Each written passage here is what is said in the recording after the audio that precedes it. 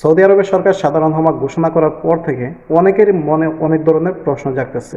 অনেকেই আমাকে কমেন্টের মাধ্যমে হোয়াটসঅ্যাপে জানতে চাচ্ছেন যে ভাই আমি হরুপ্রাপ্ত লোক এক্সিটে দেশে চলে আসছি, সেক্ষেত্রে এখন কি যাওয়া যাবে কিনা।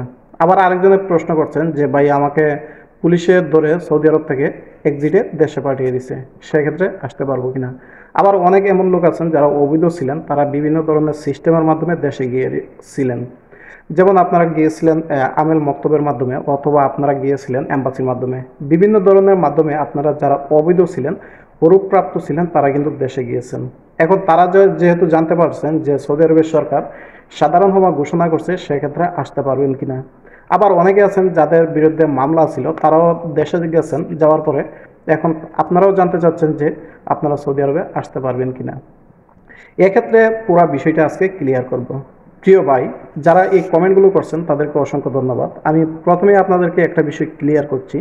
যারা বর্তমানে সৌদি আরবে অবস্থান করছেন এবং যারা হরুপ্রাপ্ত লোক, টার্মিনেট প্রাপ্ত লোক এবং যারা শরিকার লোক বা মহাসাসার লোক, কেবলমাত্র এই সাধারণ হওয়াটা তাদের জন্য। তাদেরকে 2 মাস সময় দিয়েছে যারা একমাত্র কোম্পানির লোক অথবা ছোট বড় মহাসাসার লোক। যারা ডোমেস্টিক ওয়ার্কার আছে তাদের জন্য কিন্তু এই সিস্টেমটা প্রযোজ্য নাই।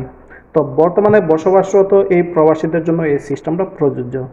এখন প্রশ্ন হলো, আপনি যদি হুরুপ তো একই, যেমন আপনি এখানে থেকে যেটা হুরুপের সাধারণ হওয়া ঘোষণা করছে, এখন আপনি হয়তো ভাবতে পারছেন আমিও তো হুরুপ্রাপ্ত লোক, দেশে চলে আসছি, সেক্ষেত্রে যেতে পারবো কিনা। সেক্ষেত্রে বলবো ভাই, আপনি যদি হরুপ্রাপ্ত লোক হয়ে থাকেন তাহলে সৌদি আরবে আপনি আসতে পারবেন না। অনেকেই আপনাকে অনেক ধরনের কথা বলবো, কিন্তু এইটাই সত্য কথা যে আপনি যদি হরুপ্রাপ্ত হয়ে থাকেন এবং দেশে গিয়ে থাকেন, সেক্ষেত্রে এই নিয়মটা বা এই সিস্টেমটা আপনার জন্য প্রযোজ্য নয়। এবং যারা পুলিশের মাধ্যমে ধরা দিয়ে দেশে গেছেন, দূতাবাস অথবা আমেল মক্তবের মাধ্যমে দেশে গিয়েছেন, তারাও কিন্তু এই সিস্টেমটার আওতায় পড়বেন না। অনেকেই বলেন যে আমার নামে মামলা ছিল সৌদি আরবে, আমি চলে আসছি দেশে, সেক্ষেত্রেও কিন্তু আপনার জন্য এই সিস্টেমটা প্রযোজ্য না। আপনার নামে যদি মামলা থাকে তাহলে কখনোই আপনি সৌদি আরবে আসতে পারবেন না। এখন প্রশ্ন হলো, যারা এই বর্তমানে সৌদি আরবের ভিতরে আছেন, তারা যদি হরুপ্রাপ্ত হয়ে থাকেন, তা আমি আবারও বলছি, তা আপনারা যদি কোম্পানির লোক অথবা ছোট বড় মহাসাসার লোক হয়ে থাকেন, তাহলে কেবলমাত্র এই সাধারণ হওয়া ঘোষণাটা আপনার জন্য। আর আপনি যদি ডোমেস্টিক ওয়ার্কার হয়ে থাকেন, যেমন আমেল মঞ্জিল, হাউস ড্রাইভার, আমেল আইডি, তারপর আছে মাজুরার ভিসা, অথবা আছে আপনার গৃহকর্মী, এই ধরনের সিস্টেমের যতগুলো ক্যাটাগরি আছে, অর্থাৎ ডোমেস্টিক ওয়ার্কারের ক্যাটাগরিতে যত ধরনের আন্ডারের লোক পড়েন, তারা কিন্তু এই সিস্টেমটা পাবেন না। তো বুঝতেই পারছেন, এই সিস্টেমটা কেবলমাত্র যারা শরিকা বা মহাসাসা তাদের ক্ষেত্রে। এবং আবার অনেকেই এমন প্রশ্ন করেন যে ভাই আমি দেশে গেছি 3 বছর 4 বছর হচ্ছে, ছুটিতে গেছি, আসি নাই, সেক্ষেত্রে আমার সিস্টেমটা কি প্রযোজ্য হবে কিনা। বর্তমানে আপনি জানেন যে একসময় সিস্টেমটা ছিল যে আপনি 3 বছর আগে আসতে পারবেন না, সেটা কিন্তু এখন অনেক কমিয়ে বর্তমানে 6 মাস সময় করছে। যেমন আপনি ছুটিতে গেছেন, আপনার যদি কোনো সমস্যা কারণে সৌদি আরবে ব্রেক না করতে পারেন, সেক্ষেত্রে কিন্তু আপনাকে 6 মাস অপেক্ষা করতে হবে এবং নতুন ভিসা নিয়ে আসতে হবে। আর ওই আগের মালিক, যেই মালিকের কাছ থেকে ছুটিতে গেছেন, তার কাছে যদি আসতেছেন, তাহলে আপনার জন্য এই সিস্টেমটা প্রযোজ্য না। যে কোনো সময় ইচ্ছা করলে আপনি আসতে পারবেন। আবার অনেকে বলেন যে আমি এক্সিটে দেশে গেছি, আমার এক্সিটের মেয়াদ শেষ হয়ে গেছিল। আপনারা জানেন যে এক্সিটের মেয়াদ থাকে 60 দিন। 60 দিনের পর যখন আপনার মেয়াদ শেষ হয়ে যাবে, তখন কিন্তু আপনার একামাতে হুরুপ বা টার্মিনেট চলে আসবে। সেক্ষেত্রে কিন্তু আবার আপনার নতুন করে 1000 রিয়াল জাওয়াজাত সিস্টেমে জমা দিয়ে আবার নতুন করে এক্সিট লাগাতে হয়।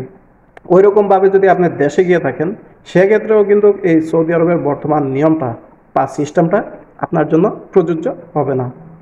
সেক্ষেত্রেও কিন্তু আপনি সৌদি আরবে আসতে পারবেন না। আপনাকে ধরা হবে আপনি অবৈধ ছিলেন, আপনি হরুপ্রাপ্ত লোক, ওই রকমভাবে সিস্টেমের মাধ্যমে আপনি আসতে পারবেন না। আবার এমনও অনেক লোক আছেন যারা এয়ারপোর্টে ফিঙ্গারপ্রিন্ট দিয়ে গেছেন, সেক্ষেত্রেও কিন্তু আপনি সৌদি আরবে আসতে পারবেন না। প্রিয় দর্শক, আপনি যারা যারা সৌদি আরবে আসতে পারবেন না, এই সাধারণ আমার আওতায় আসবেন না, তাদের লিস্টটা যদি আপনি চেক করতে যান, তাহলে সর্বপ্রথম যেটা সেটা হলো, আপনি যদি হরুপ্রাপ্ত হয়ে আগে দেশে গিয়ে থাকেন তাহলে আসতে পারবেন না, এবং আপনার আকামার মেয়াদ শেষ, সেক্ষেত্রে আপনি হরুপ বা টার্মিনেট খেয়ে দেশে গেছেন, সেক্ষেত্রে আসতে পারবেন না। আপনি যদি মামলা খেয়ে দেশে গিয়ে থাকেন, কোনো ধরনের মামলা থাকে আপনার একামাতে বা পাসপোর্টের বিষয়ে, তাহলেও কিন্তু আপনি সৌদি আরবে আসতে পারবেন না। এবং সবচেয়ে ইন্টারেস্টিং বিষয়, অনেকেই বিভিন্ন ধরনের দূতাবাস বা এম্বাসির মাধ্যমে সাধারণ হওয়া ঘোষণা নিয়ে তারপরে দেশে যায়। সেক্ষেত্রেও কিন্তু আপনি বর্তমানে আসতে পারতেছেন না। এবং অনেকে যান যে এয়ারপোর্ট থেকে আপনি ফিঙ্গার দিয়ে তারপরে দেশে যান, সেক্ষেত্রেও কিন্তু আপনি আসতে পারবেন না। আবার অনেকে আছে চেকপোস্টে পড়ে যান, সেক্ষেত্রে আপনাকে যদি পুলিশের ধরে দেশে পাঠিয়ে দিই সেক্ষেত্রেও আসতে পারবেন না। আবার আপনি যদি স্বেচ্ছায় পুলিশের কাছে ধরা দিয়ে দেশে যান, তাহলে কিন্তু বর্তমান সাধারণ হওয়ার আওতায় পড়বেন না। কারণ অলরেডি ঘোষণা দেওয়া হয়েছে যারা সৌদি আরবের ভিতরে আছেন কেবলমাত্র এই সাধারণ হওয়া ঘোষণাটা তাদের জন্য। যেহেতু আপনি অলরেডি সৌদি আরবের বাইরে, সেক্ষেত্রে কিন্তু আপনি এমনিতেই আসতে পারবেন না।